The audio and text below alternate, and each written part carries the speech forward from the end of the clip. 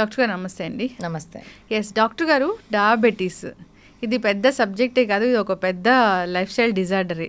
So maximum అందరి ఇళ్ళలో ఒక డయాబెటిక్ పేషెంట్ని అయితే చూస్తూ ఉన్నాము. ఎందుకు ఇంతలా డయాబెటీస్ అనేది వచ్చింది? డయాబెటీస్ అనేది అందరికీ తెలిసిందే, మీరు కూడా అదే చెప్పారు. It's a life style disease. So మన సెడెంటరీ లైఫ్ స్టైల్ వల్ల, లేదంటే మనం ఫిజికల్ ఇన్యాక్టివిటీ అని చెప్తాము, and high calorie food consumption వల్ల ఈ మధ్యకాలంలో ఎక్కువగా కనిపిస్తోంది. సో యంగ్ అడల్ట్స్, ఇదివరకు అంటే అబౌవ్ 40 వాళ్ళకి చెక్ చేసుకోమని చెప్పేవాళ్ళం. ఇప్పుడైతే లెస్ దాన్ 30 years నుంచి కూడా మనం షుగర్ టెస్ట్లు అన్నీ చేసుకోవాలని చెప్తున్నాము. కొద్దిమందికి రిస్క్ ఫ్యాక్టర్స్ ఎక్కువ ఉన్న వాళ్ళల్లో మనం అరౌండ్ 18 years నుంచే డయాబెటీస్ చెక్ చేసుకోమని చెప్తున్నాము. ఎలాంటి రిస్క్ ఫ్యాక్టర్స్? ఆల్రెడీ బరువు ఎక్కువ ఉన్నవాళ్ళు, సెడెంటరీ లైఫ్ స్టైల్ ఉన్నవాళ్ళు, స్మోకింగ్, ఆల్కహాల్ ఉన్నవాళ్ళు, ఫ్యామిలీ హిస్టరీ ఆఫ్ డయాబెటీస్ ఉన్నవాళ్ళు, ఇన్సులిన్ రెసిస్టెంట్ సైన్స్ అంటే నెక్ దగ్గర పిగ్మెంటేషన్, స్కిన్ ట్యాగ్స్ ఇలాంటి ఉన్నవాళ్ళు, ఆల్రెడీ హైపర్ టెన్షన్, డిస్లిపిడీమియా ఉన్నవాళ్ళు, వీళ్ళు ఇంకా అర్లీ ఏజ్ గ్రూప్ అంటే around 18 years, less than 18 years నుంచే షుగర్ టెస్టులు చేసుకుంటూ ఉండాలి. షుగర్ ఎందుకు వస్తుంది అంటే అసలు ప్రత్యేకంగా ఈ కారణం వల్ల వస్తుంది అని ఏమైనా ఉందా మ్యామ్? ఎస్, మనకి డయాబెటీస్లో ఏంటంటే టైప్ 1 డయాబెటీస్ అని అంటాము. అది వెరీ యంగ్ ఏజ్ గ్రూప్లో అంటే 4 to 6 years లోపే ఐడెంటిఫై అయిపోతుంది. వీళ్ళలో ఏంటంటే మనకి ప్యాంక్రియాస్ గ్లాండ్లోంచి ఇన్సులిన్ సెక్రీట్ అవుతుంది. మనం ఆహారం తిన్నప్పుడు గ్లూకోజ్ బ్లడ్లోకి వెళ్ళినప్పుడు ఈ ఇన్సులిన్ ప్యాంక్రియాస్ నుంచి సెక్రీట్ అయ్యి గ్లూకోజ్ని మిగతా సెల్స్ అంటే లివర్, మజిల్స్, ఫ్యాట్లోకి పంపిస్తుంది. ఈ టైప్ 1 డయాబెటీస్ ఉన్న వాళ్ళలో ఇన్సులిన్ డెఫిషియన్సీ ఉంటుంది, అంటే ఇన్సులిన్ ప్రొడక్షన్ సరిగ్గా ఉండదు. సో ఇన్సులిన్ లేకపోయేసరికి వాళ్ళు తిన్న ప్రతి మీల్ తర్వాత షుగర్ లెవెల్స్ బ్లడ్లోనే ఉండిపోతాయి అండ్ లెవెల్స్ పెరుగుతూ ఉంటాయి. సో ఇది టైప్ 1 డయాబెటీస్. ఇలాంటివి మనకి ఏంటంటే 4 to 6 years లోపే ఐడెంటిఫై అవుతుంది, లేదా అంటే pre puberty 10 to 14 years age గ్రూప్లో ఐడెంటిఫై అవుతుంది. కొన్నిసార్లు యంగ్ అడల్ట్స్లో కూడా టైప్ 1 డయాబెటీస్ వచ్చే అవకాశం ఉంటుంది. ఇది ఆటో ఇమ్యూన్ కండిషన్ లేదా జెనెటిక్ ప్రీడిస్పోజిషన్ ఉంది అని చెప్తాము. అంటే టైప్ 2 డయాబెటీస్ కూడా, టైప్ 2 డయాబెటీస్ జనరలీ ఏంటంటే relatively late in onset, adult onset, above 30 years 40 years ఉంటుంది. వెయిట్ ఎక్కువ ఉన్న వాళ్ళలోనూ, already comorbid conditions, risk factors ఎక్కువ ఉన్న వాళ్ళలో వచ్చే అవకాశం ఉంటుంది. దీని కాజ్ ఏంటి? ఇన్సులిన్ రెసిస్టెన్స్ అని చెప్తాం. మనం ఇలాగే ఆహారం తీసుకున్నప్పుడు షుగర్ బ్లడ్లో లెవెల్స్ పెరుగుతాయి. సో ఇన్సులిన్ ప్రొడ్యూస్ అవుతుంది. ఇన్సులిన్ వచ్చి ఈ మిగతా సెల్స్లోకి షుగర్ని పంపిస్తుంది. ఈ ఇన్సులిన్ రెసిస్టెన్స్ ఉన్న వాళ్ళలో ఏంటంటే మిగతా సెల్స్ సరిగ్గా గ్లూకోజ్ని తీసుకోలేవు. సో మన బాడీ అంటే ఓహో షుగర్ ఇంకా శరీరంలో ఎక్కువగానే ఉందని చెప్పి ఇన్సులిన్ ప్రొడ్యూస్ చేస్తూనే ఉంటుంది. సో దీన్ని ఇన్సులిన్ రెసిస్టెన్స్ అని అంటాం. వీళ్ళలో షుగర్ లెవెల్స్ ఎక్కువ ఉంటాయి, ఇన్సులిన్ లెవెల్స్ ఎక్కువగానే ఉంటుంది. సో ఇది జనరలీ అగైన్ రిస్క్ ఫ్యాక్టర్స్ ఎక్కువ ఉన్న వాళ్ళలో ఎక్కువ ఉంటుంది. ఈ రీసెంట్ టైమ్స్లో మనం sedentary life style, over weight, obesity and habits వల్ల ఎక్కువ అవుతుంది ఇన్సులిన్ రెసిస్టెన్స్. సో అందుకే 30-40sలోనే వస్తుంది ఇది. ఎస్. ఇప్పుడు డయాబెటీస్ మీరు చెప్పిన లక్షణాలు కనిపించాయి అంటే వెంటనే టెస్టులు చేసుకోవాల్సిందేనా డాక్టర్ గారు? Yes, like I said, diabetes ఒక లక్షణాలు ఏంటంటే మనకి ఆకలి ఎక్కువ ఉంటుంది, దాహం ఎక్కువ ఉంటుంది, యూరిన్ ఎక్కువ వస్తూ ఉంటుంది, యూరినరీ ఇన్ఫెక్షన్స్ ఎక్కువ ఉంటాయి, ఏమైనా దెబ్బ తగిలితే తొందరగా మానదు, బ్లరింగ్ ఆఫ్ విజన్ అంటే విజన్ సరిగ్గా ఉండదు, frequent vaginal infections, urinary tract infections ఇలాంటివి ఎక్కువ ఉంటాయి. బాగా నీరసం ఉండడము, లేదంటే బాగా వెయిట్ లాస్ అవ్వడము, బాగా తిన్నా కూడా వెయిట్ లాస్ అవ్వడము, ఇలాంటి లక్షణాలు ఉంటాయి. ఇలాంటి లక్షణాలు ఉన్న వాళ్ళు డెఫినెట్లీ షుగర్ టెస్ట్ చేసుకోవాలి. లక్షణాలు లేకుండా కూడా మనం అందరూ 30 years దాటినప్పటి నుంచి షుగర్ టెస్ట్ చేసుకుంటూ ఉండాలి. ఇప్పుడు ఈ టైప్ 2 డయాబెటీస్ లక్షణాలు కనిపించినప్పుడు టెస్ట్ అంటే ఏముంటుంది అసలు? మనకి బ్లడ్ షుగర్ టెస్ట్ చేస్తామండి. ఫాస్టింగ్ శాంపిల్ తీసుకుంటాము, post lunch 2 hours after food sample తీసుకుంటాము, లేదంటే ర్యాండమ్ శాంపిల్ కూడా తీసుకుంటాము. దీంతో పాటు 3-month యావరేజ్ HbA1c లెవెల్స్ కూడా చెక్ చేయాల్సి ఉంటుంది. సో ఫాస్టింగ్ ఏంటంటే జనరలీ 8 to 10 hours ఫాస్టింగ్ తర్వాత శాంపిల్ తీసుకోవాలి. అందరూ ఏం చేస్తూ ఉంటారు, షుగర్ టెస్ట్ ఇచ్చే 1 week ముందు నుంచి, లేదంటే ఒక 2-3 days ముందు నుంచి పూర్తిగా ఫుడ్ తగ్గించేసి, షుగర్స్ తగ్గించేసి, వాళ్ళు రెగ్యులర్ తినే ఫుడ్ కన్నా 1/4 ఫుడ్ తిని టెస్టులు చేయించుకుంటూ ఉంటారు. సో ఇలాంటి వాళ్ళలో ఫాస్టింగ్, పోస్ట్ లంచ్ రిలేటివ్లీ నార్మల్గానే వస్తుంది. సో అందుకని ఓన్లీ ఫాస్టింగ్ మీద రిలై అవ్వము, డిపెండ్ అవ్వము. HbA1c 3 మంత్ యావరేజ్ కూడా చూస్తాం. సో మనకి 3 మంత్ యావరేజ్ నార్మల్ రేంజ్ ఏంటంటే లెస్ దాన్ 5.7. 5.7 to 6.4 ఉందంటే ప్రీ డయాబెటిక్ రేంజ్ అని చెప్తాం. అబౌవ్ 6.5 అంతా డయాబెటిక్ రేంజ్. అదే ఫాస్టింగ్ కూడా above 126 is diabetic range. Post lunch random blood sugars above 200 diabetic range. So ఇలా ఒకసారి డయాబెటీస్ వచ్చింది అంటే వెంటనే మందులు ఏం స్టార్ట్ చేయము. సో లైఫ్ స్టైల్ చేంజ్ అని చెప్తాము, డయట్ ఎక్సర్సైజ్ చెప్తాము, high calorie food junk food తగ్గించమని చెప్తాము, షుగర్ రిచ్ ఫుడ్ స్వీట్స్ ఇవి తగ్గించమని చెప్తాము, and basic exercise. So recommended exercise minimum 30 minutes చేయాలి 5 days a week, లేదా హోల్ వీక్ మొత్తానికి 150 minutes. ఇది బేసిక్ రికమెండెడ్ ఎక్సర్సైజ్. సో ఇవి చేసిన తర్వాత మళ్ళీ షుగర్ టెస్ట్ రిపీట్ చేస్తాం. బాగానే తగ్గుతోంది అంటే then as we will not start medicines, but regular ఫాలోఅప్లో ఉండాల్సి ఉంటుంది. సో ప్రీ డయాబెటిక్ రేంజ్లో ఉన్న వాళ్ళు ఏంటంటే మనం 3 monthsకి ఒకసారి షుగర్ లెవెల్స్ చూసుకోవాలి. కంటిన్యూస్గా ప్రీ డయాబెటిక్ రేంజ్ ఉంది అంటే then if required then medicines కూడా స్టార్ట్ చేసే అవసరం పడుతుంది, depending on the patient and the symptoms. But first అయితే డైట్ ఎక్సర్సైజే చెప్తాం. దీనికి తగ్గకపోతేనే then will go for medications. Okay ma'am. అయితే ఈ ప్రీ డయాబెటిక్ కండిషన్ అనేది రివర్స్ అయిపోతుంది పూర్తిగా? ఎస్, ప్రీ డయాబెటిక్ కండిషన్ అందరికీ కాదు, కొద్ది మందిలో రివర్స్ అయ్యే అవకాశం ఉంటుంది. డైట్ ఎక్సర్సైజ్ ఫాలో అయ్యే వాళ్ళకి చాలా మందికి ప్రీ డయాబెటీస్ నుంచి నార్మల్ రేంజ్కి వచ్చిన వాళ్ళని చూసాము. ఇన్ఫ్యాక్ట్ డయాబెటీస్ ఉన్న వాళ్ళు కూడా అర్లీ డయాబెటీస్ HbA1c 7.5 ఉన్న వాళ్ళు కూడా రివర్సిబుల్ అయిన వాళ్ళని చూసాము. బట్ వీళ్ళు ఏంటంటే ఒకసారి తగ్గింది కదా అని చెప్పి వదిలేయడానికి లేదు. ఫ్రీక్వెంట్గా షుగర్ టెస్ట్లు HbA1c లెవెల్స్ చెక్ చేసుకుంటూ ఉండాలి. So that you're always under constant monitoring. In case sugar levels పెరుగుతుందంటే ఇంకొంచెం డైట్ ఎక్సర్సైజ్ ప్రాపర్గా ఫాలోఅప్లో ఉండాలి. జనరల్గా షుగర్ వచ్చింది టాబ్లెట్స్ ఇచ్చారు డాక్టర్ గారు అన్నప్పుడు ఎన్ని మంత్స్గా ఒకసారి ఫాలోఅప్ అనేది ఉంటుంది అదే ఫస్ట్ షుగర్ వచ్చినప్పుడు? ఎస్, సో మనకి షుగర్ పేషెంట్ ఒక షుగర్ లెవెల్స్ బట్టి డిపెండ్ అయి ఉంటుందండి. సో మనకి HbA1c అరౌండ్ 7 లోపు ఉందనుకోండి, డైట్ ఎక్సర్సైజ్ చెప్తాము. అండ్ 7 దాటేసింది 7.5 8 అలా ఉన్నాయి, దెన్ బేసిక్ మెడిసిన్ స్టార్ట్ చేస్తాము along with diet and exercise. 1 monthలో ఫాలోఅప్ రమ్మంటాము. బాగానే కంట్రోల్లోకి వస్తుందంటే అదే డోస్ కంటిన్యూ చేస్తాం. మళ్ళీ ఒక 2-3 monthsలో రివ్యూకి రమ్మంటాం. సో మనకి షుగర్ లెవెల్స్ రెగ్యులేట్ అయ్యేంత వరకు ఫ్రీక్వెంట్ మంత్లీ విజిట్స్ రమ్మని చెప్తాం. ఒకసారి కంట్రోల్లోకి వచ్చేసిన తర్వాత 3 monthsకి ఒకసారి రమ్మని చెప్తాం. ఓకే మ్యామ్, ఇప్పుడు చాలా షుగర్ వచ్చింది లెవెల్ అన్నప్పుడు ఒక టైప్ ఆఫ్ మెడిసిన్ అనేది రాస్తారు. అంటే మెడిసిన్ వాడుతూ వాళ్ళకి కాస్త తగ్గుతుంది అనేది అంటే ఎట్లా మానిటరింగ్ అనేది ఎట్లా ఉంటుంది? 1 month అన్నారు, 1 month మానిటరింగ్ అనేది ఎలా ఉంటుంది? సో మనకి బాగా ఎక్కువ షుగర్స్ ఉన్న వాళ్ళు, షుగర్ ఫ్లక్చువేషన్స్ ఉన్న వాళ్ళలో కంటిన్యూస్ గ్లూకోజ్ మానిటరింగ్ అని ఉంటుంది. సో చిన్న ప్యాచ్ లాంటిది ఉంటుంది, మన స్కిన్కి అటాచ్ చేస్తారు. అది 7 days 5 days 7 days మానిటరింగ్ చూస్తాం.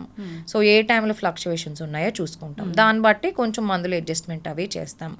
ఇది బాగా ఫ్లక్చువేషన్స్ ఎక్కువ ఉన్న వాళ్ళలో ఇది సజెస్ట్ చేస్తాం. ఇది కాకుండా హోమ్ గ్లూకోజ్ మానిటరింగ్ అని చెప్తాం. అంటే ఇంట్లో గ్లూకోమీటర్ చాలా మందికి అలవాటు అయ్యే ఉంటుంది, ఎందుకంటే every family has a diabetic patient. చిన్న గ్లూకోమీటర్ ఉంటుంది, ఒక చిన్న ప్రిక్తో మనం 1 drop ఆఫ్ బ్లడ్తో చూసుకోవచ్చు. So weekly once fasting levels చూసుకుని మాకు 1 monthలో రమ్మని చెప్తాము. లేదు ఫ్లక్చువేషన్స్ ఇంకా ఎక్కువ ఉన్నాయంటే ఎవ్రీ 2 daysకి ఒకసారి 3 daysకి ఒకసారి గ్లూకోమీటర్తో చూసుకుని చార్ట్లా మెయింటైన్ చేసుకుని ఫాలో అప్ రమ్మని చెప్తాము. ఓకే, ఈ గ్లూకోమీటర్తో చెక్ చేసుకునేటప్పుడు చేసే తప్పులు ఏమైనా ఉంటాయా? సో మనం ఏంటంటే అన్నిసార్లు గ్లూకోమీటర్ యాక్యురేట్ వాల్యూ ఇవ్వదు.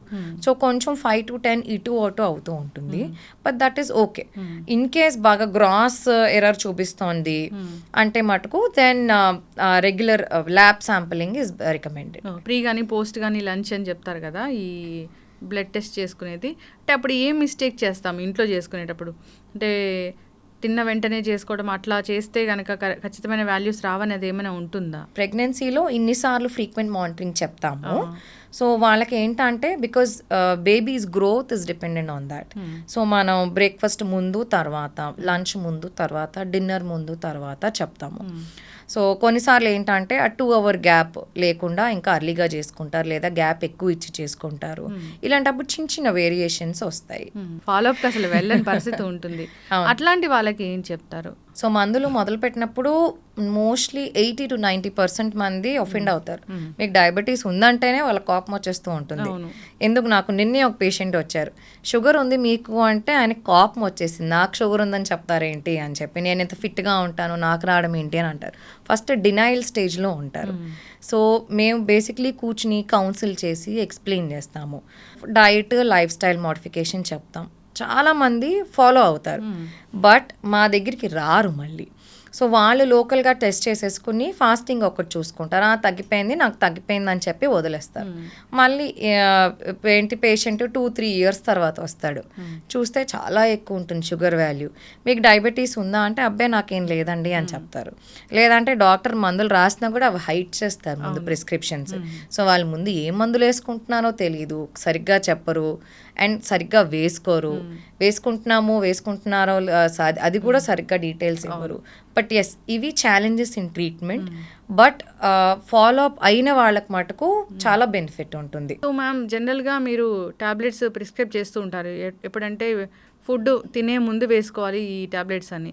చాలామంది అది మేము తట్టుకోలేకపోతున్నాము, ఫుడ్ తినే తర్వాత వేసుకుంటామని ఇలాంటి తప్పులు చేస్తూ ఉంటారు. అప్పుడు ఏం జరుగుతుంది జనరల్గా?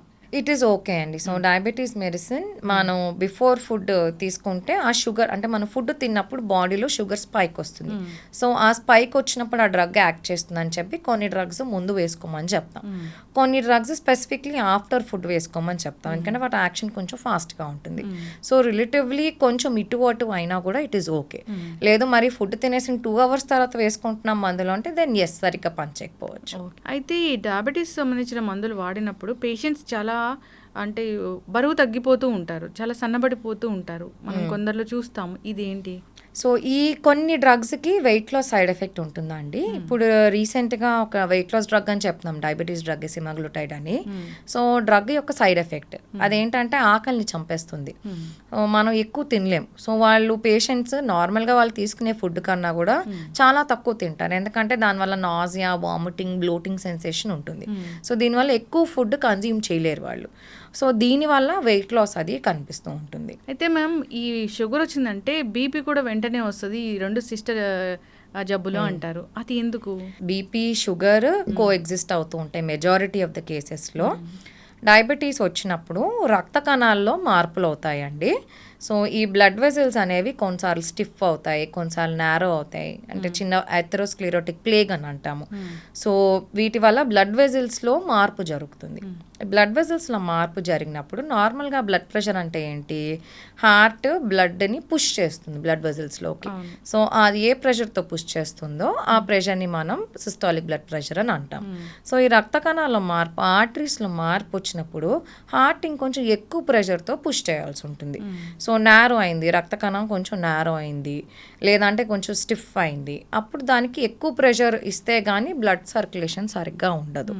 ఎస్, సో డయాబెటీస్ వల్ల మనకి బ్లడ్ వెజల్స్లో డ్యామేజ్, మార్పులు జరగడం వల్ల బీపీ పెరిగే అవకాశం ఉంటుంది. సో అప్పుడు ఆ రెండింటికి కలిపి మందులు వాడాల్సింది. ఇంట్లో అందరికీ షుగర్ మందులు ఉంటే బీపీ మందులు ఇంకో నెలలోనే వచ్చి చేరుతాయి. అందుకే మనం ఏం చెప్తామంటే డయాబెటీస్ వచ్చింది లేదంటే హైపర్ టెన్షన్ వచ్చింది అంటే ఆ డయాగ్నోస్ అయ్యే ముందే మనకి ఈ బ్లడ్ వెసల్ చేంజెస్ అవి జరిగిపోతూ ఉంటాయి, మనకు అది కళ్ళకు కనిపించదు. So hyper tension silent disease అని అంటాము. డయాబెటీస్ కూడా సగం మందికి ఏ రకమైన లక్షణాలు ఉండవు. సో వాళ్ళు టెస్ట్ చేసుకుని తెలిసేసరికి ఆల్రెడీ వాళ్ళకి లోపల డ్యామేజ్ అది జరిగిపోతూ ఉంటుంది. సో మిగతా కండిషన్స్ వచ్చే అవకాశం ఎక్కువ ఉంటుంది. షుగర్ వ్యాధి ఉంది, వాళ్ళు ఏమీ ఆహార నియమాలు పాటించట్లేదు, టాబ్లెట్స్ వేసుకొని వదిలేస్తూ ఉన్నారు. సో మిగతా ఆర్గాన్స్ మీద డ్యామేజ్ అంటే ఎలా ఉంటుంది ఇది? డయాబెటీస్లో మనము మైక్రోవాస్క్యులర్ కాంప్లికేషన్స్, మ్యాక్రోవాస్క్యులర్ కాంప్లికేషన్స్ అని చెప్తాం. మైక్రోవాస్క్యులర్ అంటే పెద్ద బ్లడ్ వెసల్స్లో జరిగే ఇష్యూ. సో హార్ట్కి వెళ్ళే బ్లడ్ వెసల్స్లో ఇష్యూ జరిగితే మనకి హార్ట్ అటాక్, స్ట్రోక్ వచ్చే అవకాశం ఉంటుంది. అదే మెదడుకి, బ్రెయిన్కి సప్లై చేసే వెజల్స్లో ఇష్యూ అయితే పెరాలసిస్, స్ట్రోక్ వచ్చే అవకాశం ఉంటుంది. పెరిఫరల్ ఆర్టరీ డిజీజ్ అని అంటాం. మన లోవర్ లిమ్స్కి సప్లై చేసే బ్లడ్ వెసల్స్లో కూడా క్లాట్ ఫార్మేషన్ అది జరగచ్చు. సో ఇలా జరిగితే మనకి లోవర్ లిమ్స్ బ్లడ్ సప్లై తగ్గిపోతుంది, అప్పుడు టిష్యూ చచ్చిపోతుంది, దాన్ని గ్యాంగ్రీన్ అని అంటాం. ఇలాంటి ఇబ్బందులు వచ్చే అవకాశం ఉంటుంది. మైక్రోవాస్క్యులర్ కాంప్లికేషన్స్ అని చిన్న చిన్న రక్త కణాల్లో డ్యామేజ్ జరగడం. సో మైక్రోవాస్క్యులర్ తల నుంచి కిందకి వెళ్దాం, ఫస్ట్ కళ్ళులో ఇష్యూ వస్తుంది. మనకి రెటినాకి సప్లై చేసే బ్లడ్ వెజల్స్లో ఇష్యూ అయినప్పుడు మనకి డయాబెటిక్ రెటినోపతి అని అంటాము. సో ఇది కూడా ఏంటంటే బ్లరింగ్ ఆఫ్ విజన్ వస్తుంది. రెటినాకి సప్లై చేసే బ్లడ్ వెజల్స్లో క్లాట్స్ కానీ అవి రప్చర్ అయ్యి బ్లీడింగ్ హిమరేజ్ అవ్వడం కానీ రెటినల్ డిటాచ్మెంట్ కానీ జరిగే అవకాశం ఉంటుంది. అండ్ కిందకు వచ్చేసరికి మన కిడ్నీస్ డయాబెటిక్ నెఫ్రోపతి అని అంటాం. కిడ్నీస్లో ఉన్న చిన్న చిన్న రక్త కణాలు డ్యామేజ్ అయ్యి ప్రోటీన్ లాస్ అవుతుంది. సో ఇది అర్లీ స్టేజ్లో మనం డిటెక్ట్ చేసి ప్రొటెక్ట్ చేసుకోవచ్చు. లేదు అంటే కంప్లీట్ రీనల్ ఫెయిలియర్ అయ్యే అవకాశం ఉంటుంది. అండ్ పెరిఫరల్ న్యూరోపతి అని అంటాం. నర్వ్స్ డ్యామేజ్ అవ్వడం, పెరిఫరల్ నర్వ్స్, దీనివల్ల స్పర్శ తగ్గిపోవడం, చేతుల్లో అరికాల్లో స్పర్శ తగ్గిపోవడము. స్పర్శ తగ్గిపోవడం వల్ల మనకి ఏమైనా దెబ్బ తగిలితే తెలియదు వాళ్ళకి.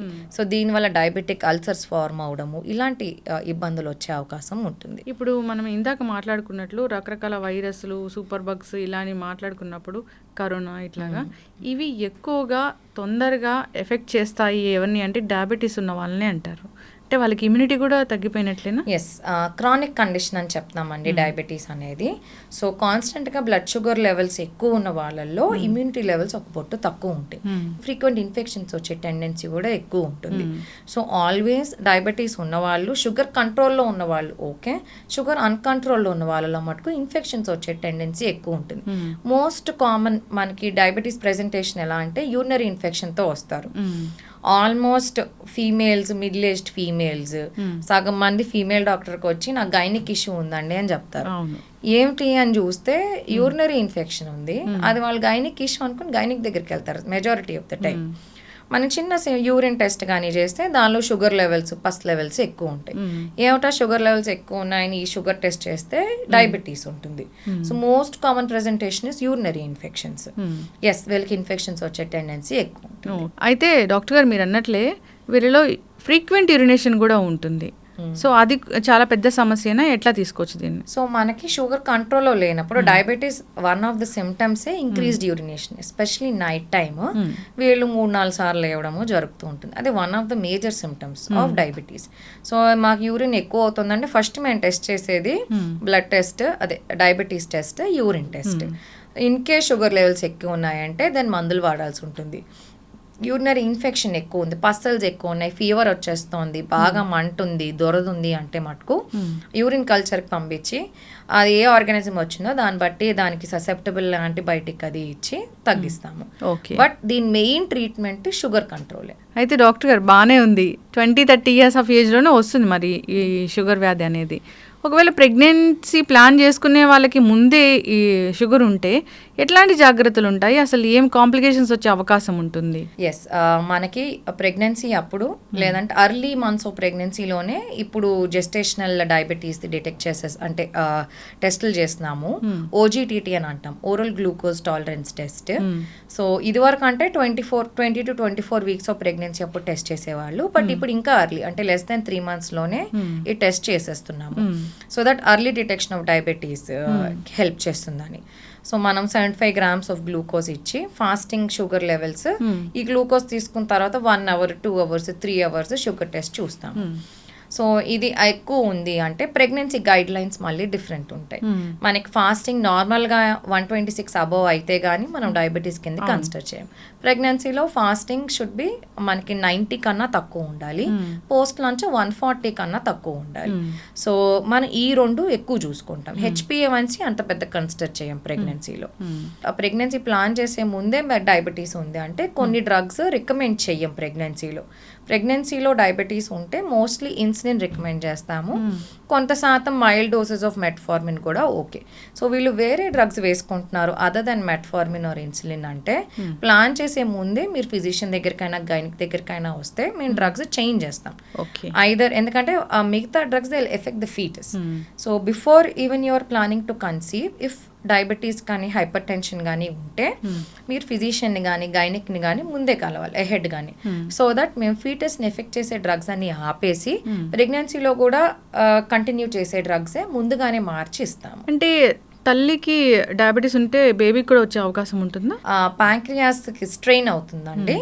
అండ్ మెటర్నల్ షుగర్ లెవెల్స్ ఎక్కువ ఉన్నాయి అంటే దెన్ ఫీటల్ ప్యాంక్రియాస్ నుంచి బర్త్ అంటే ఫీటస్ వూమ్లో ఉన్నప్పటి నుంచి కూడా ఇష్యూ డెవలప్ అవుతుంది. అండ్ వీళ్ళకి డయాబెటీస్ వచ్చే టెండెన్సీ ఎక్కువ ఉంటుంది. అండ్ బిగ్ బేబీస్ అని చెప్తాను. నార్మల్ 3.5 kgs కన్నా అబౌవ్ ఉంటారు బర్త్ వెయిట్. సో మనకి మెటర్నల్ డయాబెటీస్ కంట్రోల్ చేయడం ఇస్ వెరీ ఇంపార్టెంట్, బికాస్ మనకి foetus is also important in pregnancy. So mother బాగుండాలి, బేబీ కూడా బాగుండాలి. సో బేబీ ఓవర్ వెయిట్గా పుట్టినా, బేబీ ప్యాంక్రియాస్ ఎఫెక్ట్ అయినా కూడా వాళ్ళకి తర్వాత ఇబ్బంది వస్తుంది. సో ఇది లేకుండా మెటర్నల్ షుగర్స్ కంట్రోల్లో ఉండడం చాలా ఇంపార్టెంట్. సో 60 years ఆఫ్ ఏజ్లో ఇలాంటి డయాబెటీస్ ఉంది అన్నప్పుడు ఖచ్చితంగా వీళ్ళు ఈ జాగ్రత్తలు తీసుకోవాలంటే ఏం చెప్తారు? మనకి డయాబెటీస్ అంటే ఫస్ట్ డైట్, ఎక్సర్సైజ్ ఏనండి. సో హై క్యాలరీ ఫుడ్ అంటే ఇప్పుడు బాగా జంక్ ఫుడ్ తింటున్నారు, బయట ఫుడ్ తింటున్నారు. హైదరాబాద్లో biryani most common. So weekly tries బిర్యానీలు తినేస్తూ ఉంటారు. ఇలాంటి high calorie food, junk food తగ్గించాలి. అండ్ ప్రోటీన్, ఫైబర్ పెంచాలి డైట్లో. సో ప్రోటీన్ అంటే ఇప్పుడు వెజిటేరియన్స్ అంటే కూడా మన one cup of dal is equal to 10 grams of protein. So vegetarians కూడా ప్రోటీన్ అడిక్వేట్ తీసుకోవచ్చు. ప్రోటీన్ కన్జంప్షన్ బాగుండి, ఫైబర్ ఎక్కువ అంటే పీచు పదార్థాలు, కూరలు అవి ఎక్కువ తింటే దెన్ రిలేటివ్లీ షుగర్ కంట్రోల్లోకి వస్తుంది.